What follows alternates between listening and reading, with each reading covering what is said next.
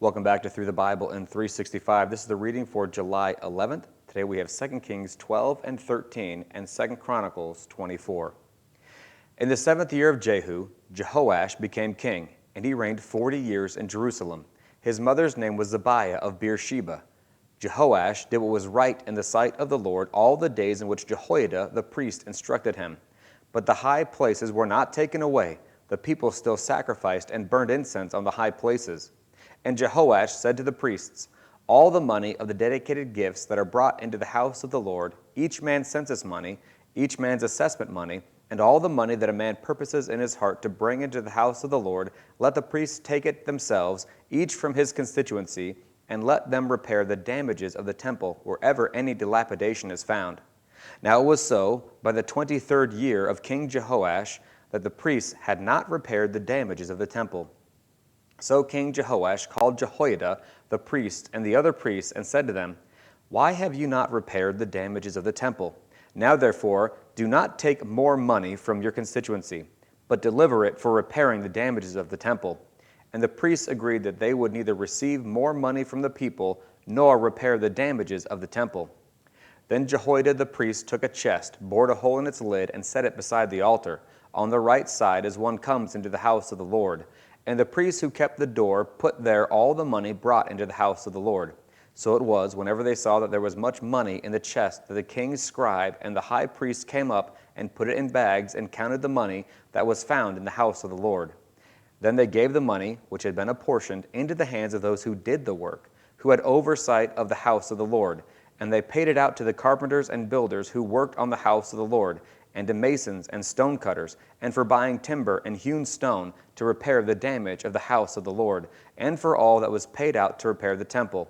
However, there were not made for the house of the Lord basins of silver, trimmers, sprinkling bowls, trumpets, or any articles of gold or articles of silver from the money brought into the house of the Lord. But they gave it to the workmen, and they repaired the house of the Lord with it. Moreover, they did not require an account from the men into whose hand they had delivered the money to be paid to the workmen, for they dealt faithfully. The money from the trespass offerings and the money from the sin offerings was not brought into the house of the Lord. It belonged to the priests. Hazael, king of Syria, went up and fought against Gath and took it. Then Hazael set his face to go up to Jerusalem. And Jehoash, king of Judah, took all the sacred things that his fathers, Jehoshaphat and Jehoram, and Ahaziah, kings of Judah, had dedicated, and his own sacred things, and all the gold found in the treasuries of the house of the Lord and in the king's house, and sent them to Hazael, king of Syria. Then he went away from Jerusalem. Now the rest of the acts of Joash, and all that he did, are they not written in the book of the Chronicles of the kings of Judah? And his servants arose and formed a conspiracy and killed Joash in the house of the Milo, which goes down to Selah. For Josachar, the son of Shemeath, and Jehozabad, the son of Shomer, his servant, struck him, so he died.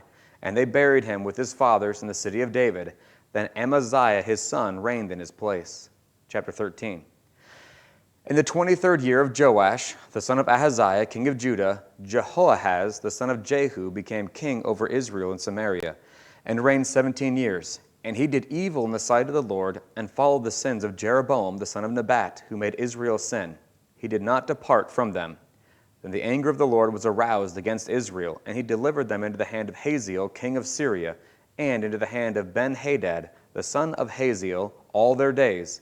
So Jehoahaz pleaded with the Lord, and the Lord listened to him, for he saw the oppression of Israel because of the king of Syria oppressed them. Then the Lord gave Israel a deliverer, so that they escaped from under the hand of the Syrians, and the children of Israel dwelt in their tents as before. Nevertheless, they did not depart from the sins of the house of Jeroboam, who had made Israel sin, but walked in them. And the wooden image also remained in Samaria, for he left of the army of Jehoahaz only 50 horsemen, 10 chariots, and 10,000 foot soldiers. For the king of Syria had destroyed them and made them like the dust at threshing. Now the rest of the acts of Jehoahaz, all that he did, and his might, are they not written in the book of the Chronicles of the kings of Israel? So Jehoahaz rested with his fathers, and they buried him in Samaria. Then Joash his son reigned in his place. In the 37th year of Joash, king of Judah, Jehoash, the son of Jehoahaz, became king over Israel in Samaria, and reigned 16 years. and he did evil in the sight of the Lord. He did not depart from all the sins of Jeroboam the son of Nebat, who made Israel sin, but walked in them. Now the rest of the acts of Joash, all that he did, and his might with which he fought against Amaziah king of Judah, are they not written in the book of the Chronicles of the kings of Israel? So Joash rested with his fathers. Then Jeroboam sat on his throne, and Joash was buried in Samaria with the kings of Israel. Elisha had become sick with the illness of which he would die. Then Joash, the king of Israel, came down to him and wept over his face and said, "O my father, the chariots of Israel and their horsemen." And Elisha said to him, "Take a bow and some arrows." So he took himself a bow and some arrows. Then he said to the king of Israel, "Put your hand on the bow." So he put his hand on it. And Elisha put his hands on the king's hands. And he said, "Open the east window." And he opened it. Then Elisha said, "Shoot." And he shot. And he said, "The arrow of the Lord's deliverance, and the arrow of deliverance from Syria. For you must strike the Syrians at Aphek till you have destroyed them." Then he said, "Take the arrows." So he took them. And he said to the king of Israel, "Strike the ground." So he struck the ground 3 times and stopped. And the man of God was angry with him and said, "You should have struck 5 or 6 times. Then you would have struck Syria till you had destroyed it. But now you will strike Syria only 3 times. Then Elisha died, and they buried him. And the raiding bands from Moab invaded the land in the spring of the year. So it was, as they were burying a man, that suddenly they spied a band of raiders, and they put the man in the tomb of Elisha. And when the man was let down and touched the bones of Elisha, he revived and stood on his feet. And Hazael, king of Syria, oppressed Israel all the days of Jehoahaz. But the Lord was gracious to them, had compassion on them, and regarded them, because of his covenant with Abraham, Isaac, and Jacob, and would not yet destroy them or cast them from his presence. Now Hazael, king of Syria, died. Then Ben-Hadad his son reigned in his place. And Jehoash, the son of Jehoahaz, recaptured from the hand of Ben-Hadad the son of Hazael the cities which he had taken out of the hand of Jehoahaz his father by war. 3 times Joash defeated him and recaptured the cities of Israel. 2 Chronicles 24. Joash was 7 years old when he became king, and he reigned 40 years in Jerusalem. His mother's name was Zebiah of Beersheba. Joash did what was right in the sight of the Lord all the days of Jehoiada the priest. And Jehoiada took 2 wives for him, and he had sons and daughters. Now it happened after this that Joash set his heart on repairing the house of the Lord. Then he gathered the priests and the Levites and said to them, "Go out to the cities of Judah, and gather from all Israel money to repair the house of your God from year to year, and see that you do it quickly." However, the Levites did not do it quickly. So the king called Jehoiada, the chief priest, and said to him, "Why have you not required the Levites to bring in from Judah and from Jerusalem the collection according to the commandment of Moses, the servant of the Lord, and of the assembly of Israel, for the tabernacle of witness?